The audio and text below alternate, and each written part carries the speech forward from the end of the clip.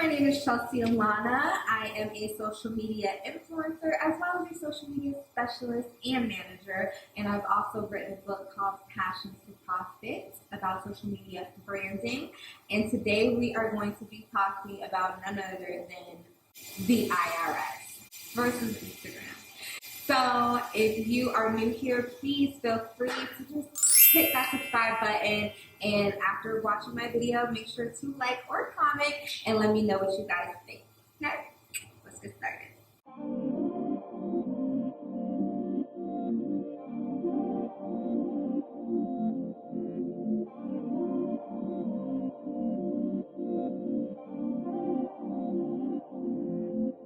So for those who are new here and not so familiar with who I am and what I do, I am what you would call a social media influencer, as well as I happen to manage various brands and other influencers as well.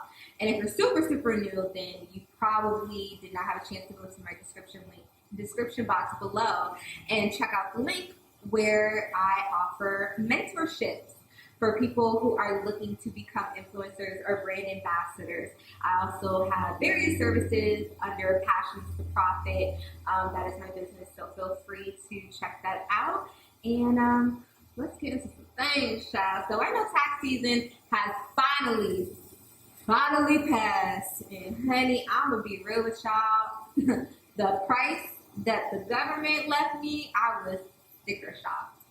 So I actually owe the IRS $11,000. Yeah, $11,000. Totally caught me off guard. I always owe every year. However, this year was the most I've ever owed. And hopefully, after some of these new tips and tricks that I've recently learned, this will be my last most expensive year owing the IRS. I do a lot of social media promotions and branding everywhere from Instagram, Twitter, YouTube, and that's pretty much what I've been doing for the past 5 years, as well as running my own business and of course selling my books on Amazon. And so I'm not new to getting 1099s. However, last year I did make over $125,000. So when it was time for me to do my taxes from 2021, I could not believe that I owed over $11,000. And had I been more prepared, I probably would have been able to foresee it, or at least bring down the pricing a little bit. So here's some IRS tax tips that I have for any influencers, YouTubers, or just online creators, all around business owners. So the way the government categorizes people like influencers or YouTubers, you guys are the business. You may not have a brick and mortar, you may not have a website. However, your being, your likeness, your brand is you. And that's really hard to kind of decipher sometimes and put a price on. However, the government found a way to do it, child. So if you have made over $600 last year or any year and have received a 1099 form, you will have to file that form for your taxes. And so last year I actually had 22 1099 forms that I had to submit. And so here are some tips that you definitely need for when you are a current or a future influencer. So this will be a great way to prepare for when you start making, tens of thousands of dollars every single month as an influencer. Something I wish that I had done last year was prioritize being organized when it comes to my finances.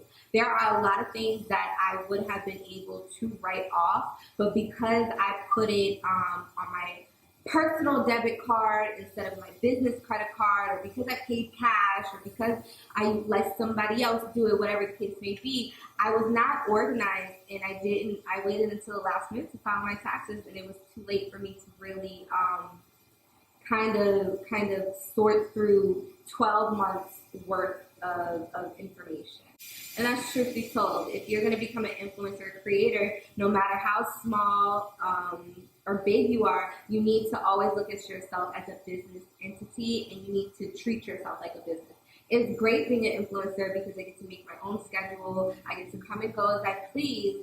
However, even though I don't have the stipulation of having like a manager or a payroll person over me, I see that I need to be more financially responsible and make better decisions when it comes to my spending. So I'm going to be giving some examples. However, you guys are going to have to apply that to whatever your niche is. My niche is more fashion, beauty, travel. However, if you're a technology person, if you're a blogger, commentary person, whatever the case may be, you're going to have to decipher between my examples to see how that will be able to apply to your niche. And that statement may sound a little fuzzy, but when I explain everything, then you're going to understand why I said it that way. So when you are filing your taxes, there are 5 major tax write-offs that all influencers, YouTubers, and all-around content creators are going to need to write off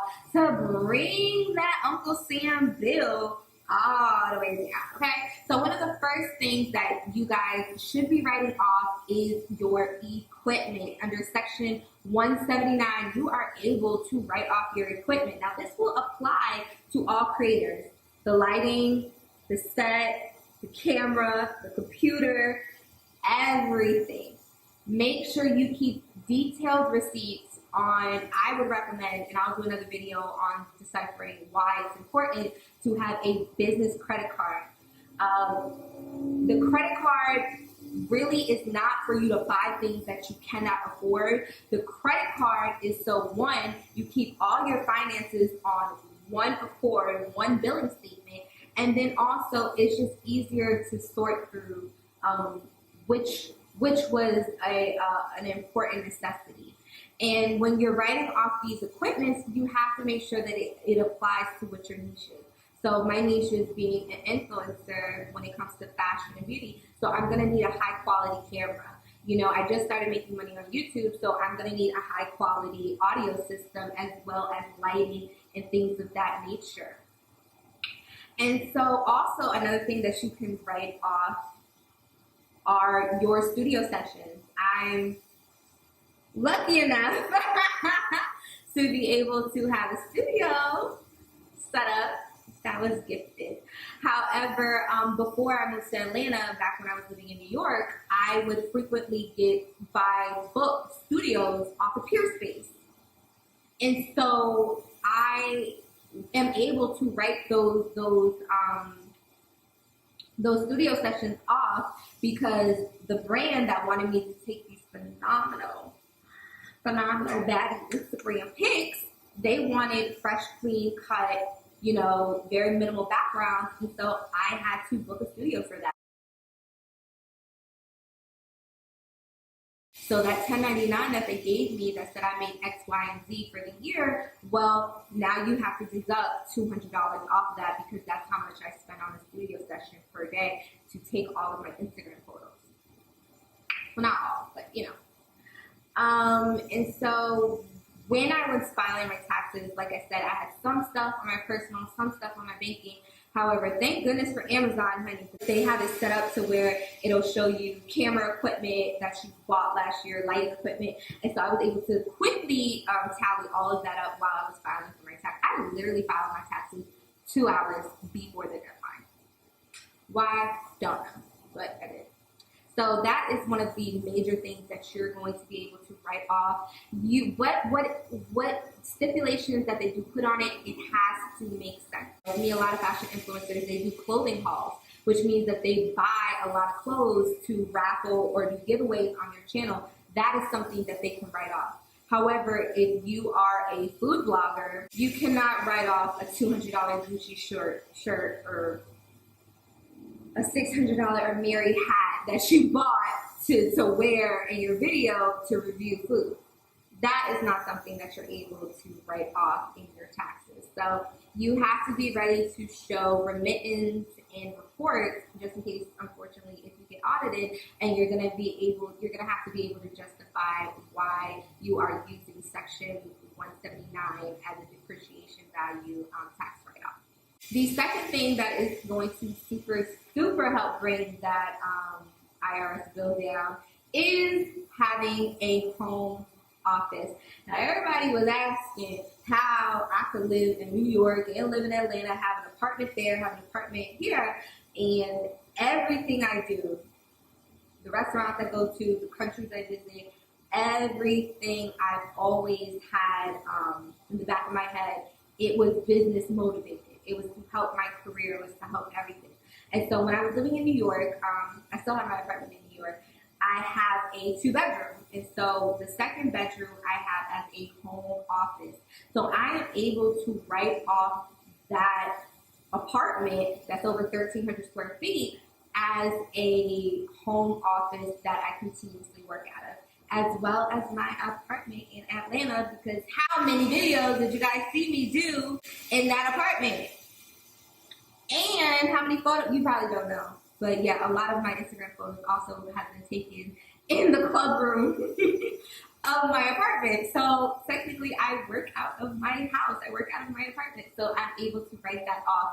However, like I said, you have to show proof that you continuously work out of these locations of where you live, and that is primarily dedicated to your business, which it is.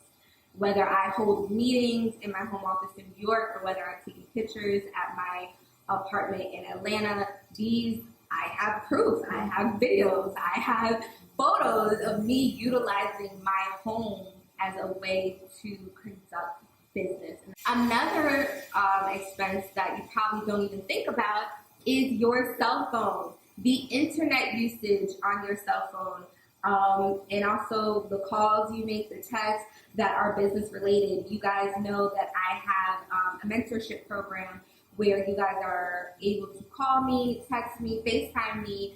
So, honey, sprint with their money. So I gotta pay monthly to make sure that my services, my internet and my phone is working, so I can post my pictures, upload my videos, and also do my mentorship program that people are paying me for. So that is also another tax write-off that you can have as an influencer, your cell phone and your internet expense. I'm gonna be real with y'all. The internet company has caught on to like home businesses and things like that, and they literally give you the same exact internet, but for a higher price if it's for a business.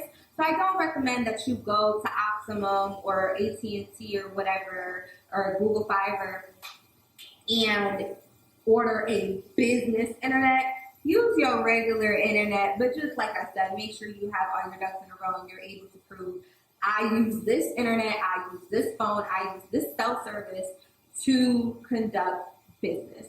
And even though it's not going to be a huge write-off, only like $100 and something, whatever the case may be, it is every penny counts, trust me. Another write-off that a lot of people are not aware of are subscriptions. So if you have a subscription to Adobe, if you have a subscription to Canva, Fiverr, anything like that, you are able to calculate your yearly expense and write that off. If you are a YouTuber that is a reality star junkie, you do a lot of reviews on, reality TV or shows on Netflix, you can write off your Netflix subscription. You can write off your Tubi, Peacock, Apple TV, HBO Stars. If you can prove, hey, look, I get thousands of dollars in Google AdSense every year because people want to know my reviews on these shows. And so you're even able to write off your entertainment if they allow it, definitely. Another subscription for people who are like fashion or beauty is if you have like a Just Fab subscription or things like that you are delivered shoes or delivered anything like that to upkeep your branding, you are able to write that off as well. But like I said, be careful and don't just try to write off every little thing. you have to be able to prove that it is within your niche and it is a necessity to your brand. Lastly, and you probably saw this on Twitter and on Clubhouse, because that's where all the rich business intelligent people apparently like to go. But yes, your final write-off should be your staff. So if you have your little sister or your son or whoever is taking the pictures or things like that, yes, if you want to pay them via Zelle,